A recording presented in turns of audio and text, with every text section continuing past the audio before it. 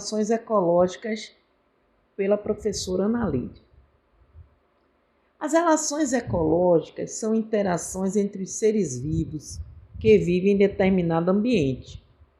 Elas podem ser da mesma espécie, intraespecífica, ou entre espécies diferentes, interespecíficas. Podem ser harmônicas, quando não há prejuízo para os indivíduos, desarmônica, quando pelo menos um se prejudica. As intraespecíficas harmônicas, dentro da mesma espécie harmônica, nós temos sociedade. Eles são separados fisicamente, colaboram entre si e existe uma divisão de trabalho. As colmeias, os cupinzeiros, as formigas, os formigueiros são esse tipo de relação ecológica. Colônia, quando indivíduos estão unidos fisicamente.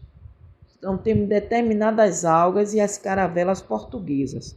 Aquelas da beira da praia que queimam. Vocês estão vendo aí a ilustração da colmeia em cima e da caravela com as algas na parte inferior. Relações intraespecíficas desarmônicas, dentro da mesma espécie, com prejuízo para pelo menos um.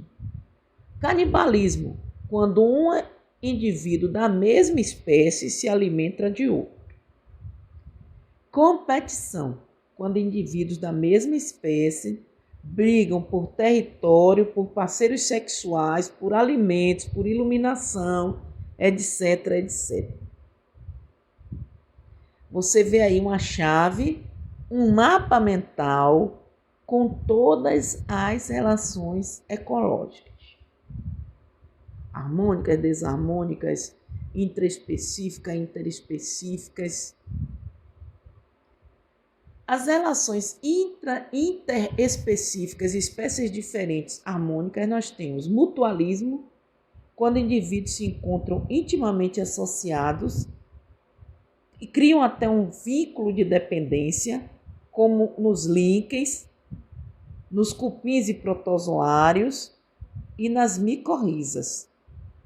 Temos a protocooperação, quando os indivíduos não são dependentes um do outro para sobreviver, mas o peixe-palhaço e a anêmona, um ganha proteção e o outro ganha os restos dos alimentos.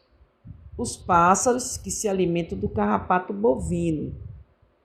Então você vê aí os líquens como exemplo de mutualismo e o pássaro comendo o carrapato do boi no campo.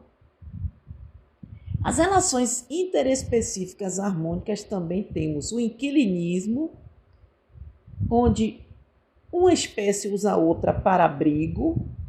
Temos as orquídeas e bromélias associadas a árvores de grande porte. O comensalismo, onde apenas uma espécie se beneficia sem causar prejuízo a outra. É o peixe piloto que se prende ao tubarão para se alimentar dos restos de comida dele e também pela locomoção. Você pode ver aí as orquídeas e bromélias nas árvores e o peixe sobre o tubarão.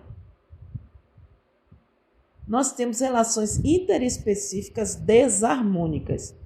Temos o amensalismo, quando uma espécie inibe o desenvolvimento da outra.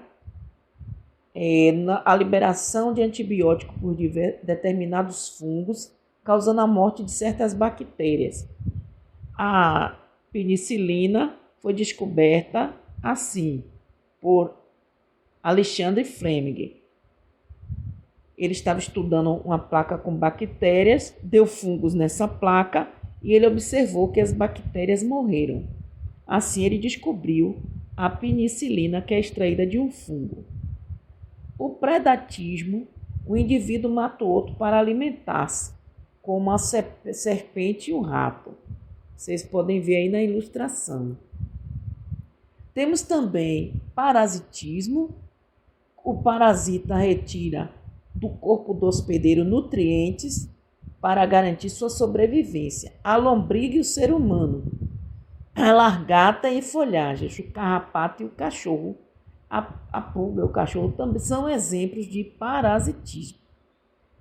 Competição, disputa-se recursos como território, presas e iluminação.